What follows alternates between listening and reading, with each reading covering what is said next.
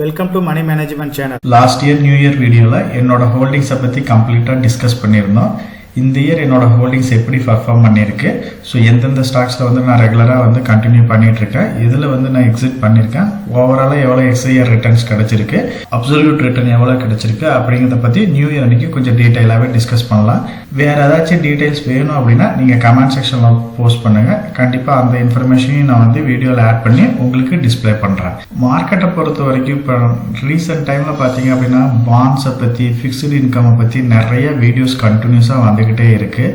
அதை பற்றி நிறைய எக்ஸ்ப்ளனேஷன் கொடுத்துட்ருக்குறாங்க. இப்போ நம்ம மினிமம் ஒரு அமௌண்ட் இன்வெஸ்ட் பண்ணுறோம் அப்படின்னா அதெல்லாம் பாண்ட் மார்க்கெட்டில் நம்ம இன்வெஸ்ட் பண்ணோம் அப்படின்னா நமக்கு பெரிய அளவுக்கு ஒரு ரிட்டர்ன் கிடைக்கிறதுக்கெல்லாம் வாய்ப்பு ரொம்ப கம்மி தான்.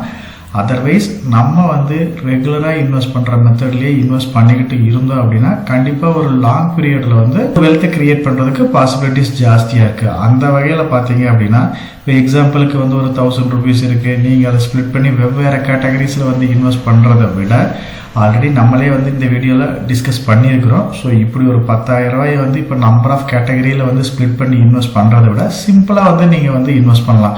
ஒரு நிஃப்டி பீஸ், கோல்டு பீஸ், இந்த மாதிரி ஈக்விட்டிஸில் ஒரு 80%, கமோடிட்டிஸை பொறுத்த வரைக்கும் கோல்டு, சில்வர் இதில் ஒரு 20%, இந்த மாதிரி நீங்கள் ரெகுலராக எஸ்ஐபி மாடலையோ லம்சம் மாடலையோ இன்வெஸ்ட் பண்ணிக்கிட்டு வந்தீங்கன்னா கூட ஒரு லாங் பீரியடில் ஒரு எக்ஸலண்ட்டான வெல்த்தை கிரியேட் பண்ணும்.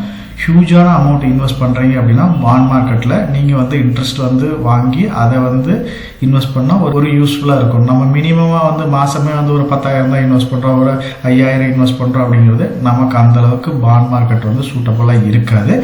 நார்மலான ஈக்விட்டி இன்வெஸ்ட்மெண்ட்டாக இருக்கிற நிஃப்டி பீஸ், கோல்டு இன்வெஸ்ட்மெண்ட் கமோடிட்டிஸில் வேணும் அப்படின்னா கோல்டு பீஸ், இந்த மாதிரி மெத்தட்லேயே நீங்கள் எஸ்ஐபி மோட்லேயோ இல்லை ஆப்பர்ச்சுனிட்டி கிடைக்கிறப்ப லம்சம் மோட்லேயே இன்வெஸ்ட் பண்ணுங்கள். ரொம்ப நீங்கள் கன்ஃபியூஸ் பண்ணி 10,000 ரூபாயை நீங்கள் ரொம்ப ஸ்ப்ளிட் பண்ணணுன்ற அவசியமே கிடையாது.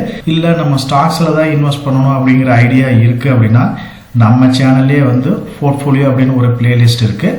இதில் கம்ப்ளீட்டாக முழுக்க லார்ஜ் கேப் கம்பெனிஸ் நம்ம டிஸ்கஸ் பண்ணியிருப்போம்.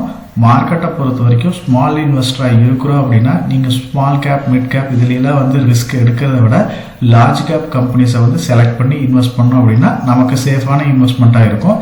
எப்படி ஒரு லார்ஜ் கேப் கம்பெனி ஐடென்டிஃபை பண்ணணும், என்ன மாதிரி நம்ம நம்மளோட போர்ட்ஃபோலியோ ஃபார்ம் பண்ணணுங்கிறத பற்றி டிஸ்கஸ் பண்ணியிருப்போம். இந்த பிளேலிஸ்ட்டை ரெஃபர் பண்ணீங்க அப்படின்னா உங்களுக்கு அது சப்போர்ட்டிவாக இருக்கும். நம்ம சேனல் மெம்பர்ஸ் ஒரு சில கொஸ்டின்ஸ் கேட்டிருக்காங்க. ஃபர்ஸ்ட் நம்ம சேனல் மெம்பர் டாடா ஸ்டீலை பற்றி கேட்டிருக்காரு. டாடா ஸ்டீல் ஒரு எக்ஸலண்டான ஸ்டாக் தான். டாடா குரூப்ல இருக்கிற மிக பழமையான கம்பெனி. ஆனால் லாங் டேர்ம் பாயிண்ட் ஆஃப் வியூல இது வரைக்கும் ஒரு பெரிய வெல்த்தை கிரியேட் பண்ணியிருக்கா அப்படின்னு கேட்டால் நம்ம மற்ற டாடா குரூப் கம்பெனி இப்போ டிசிஎஸ் அதர் கம்பெனிஸ் எல்லாம் கிரியேட் பண்ண அளவுக்கு ஒரு பெரிய வெல்த்தை கிரியேட் பண்ணாமல் தான் இருக்குது. அதுக்கு கொஞ்சம் நிறைய இன்டர்னல் டிஃபிகல்ட்டிஸ் நிறைய இருந்துச்சு.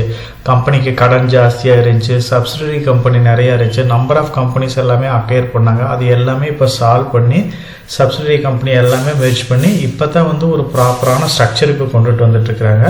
100 rupees கீழே 100 rupeesல பார்த்தீங்க அப்படின்னா இந்த கம்பெனி ரொம்ப நாளாக ட்ரேட் ஆகிட்டு இருந்துச்சு. 117 ரூபாய்ன்ற லெவலில் வாங்கியிருக்காரு. ஸோ இது ஒரு நல்ல ப்ரைஸ் தான். இன்ஃப்ராஸ்ட்ரக்சர் டெவலப்மெண்ட் நெக்ஸ்ட் ஒரு 15 to 20 years இந்தியாவில் எக்ஸலண்ட்டாக இருக்கும். அந்த வகையில் இன்ஃப்ராஸ்ட்ரக்சர் ஸ்டாக்ஸில் ஒன்றா இருக்கக்கூடிய டாடா ஸ்டீல் கூட நல்லா பர்ஃபார்ம் பண்ணுறதுக்கு நிறைய பாசிபிலிட்டிஸ் இருக்குது.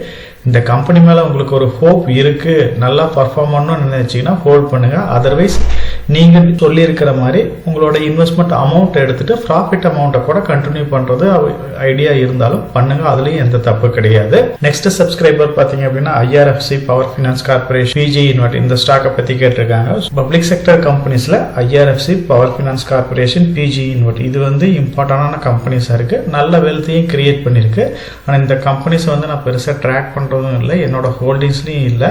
ஐஆர்எஃப்சியில் எக்ஸலண்ட்டான ஒரு வெல்த்தை கிரியேட் பண்ணியிருக்கு. ஆனால் கொஞ்சம் இப்போ வேல்யூஷன் வைஸ் காஸ்ட்லியாக இருக்கும். Otherwise PG InvIT power finance கார்பரேஷனும் பார்த்தீங்க அப்படின்னா நியூட்ரலாக ட்ரேட் ஆகிட்டு இருக்கு.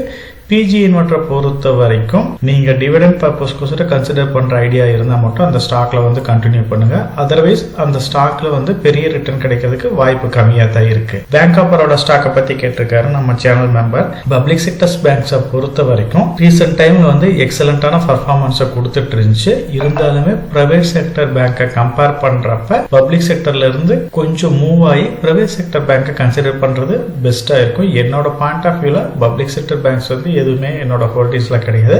ப்ரைவேட் செக்டரை பொறுத்த வரைக்கும் ICICI, HDFC, Axis bank, Kotak இந்த 4 பேங்க்கும் வந்து என்னோட ஹோல்டிங்ஸில் இருக்கு. நெக்ஸ்ட் மெம்பர் பார்த்தீங்க அப்படின்னா ஐடிபிஎஸை பற்றி கேட்டிருக்காரு. கண்டிப்பாக வந்து நீங்கள் இண்டிவிஜுவல் ஸ்டாக் பிக் பண்ணுறதுக்கு இந்த மாதிரி IT BeES, Nifty BeES, gold BeES, இடிஎஃப்ல இன்வெஸ்ட் பண்ணுறது ஒரு பெட்டரான ஐடியா தான். நீங்கள் லாங் டேர்ம் இன்வெஸ்டராக வர்றீங்க அப்படின்னா என்னோட பாயிண்ட் ஆஃப் வியூவில் நீங்கள் இண்டிவிஜுவல் ஸ்டாக் பிக் பண்ணுறதை விட ஒரு இடிஎஃப்ஓ, மியூச்சுவல் ஃபண்டோ நீங்கள் செலக்ட் பண்ணுறது ஒரு எக்ஸலண்ட்டான ஆப்ஷன் தான். டிஃபென்ஸ் செக்டர் ஸ்டாக்ஸை பொறுத்த வரைக்கும் இப்போ கொஞ்சம் காஸ்ட்லியாக தான் இருக்குது. ஒரு கரெக்டான ஆப்பர்ச்சுனிட்டி கிடைக்குது அப்படின்னா அதுலேயும் வந்து இன்வெஸ்ட் பண்ணுங்கள்.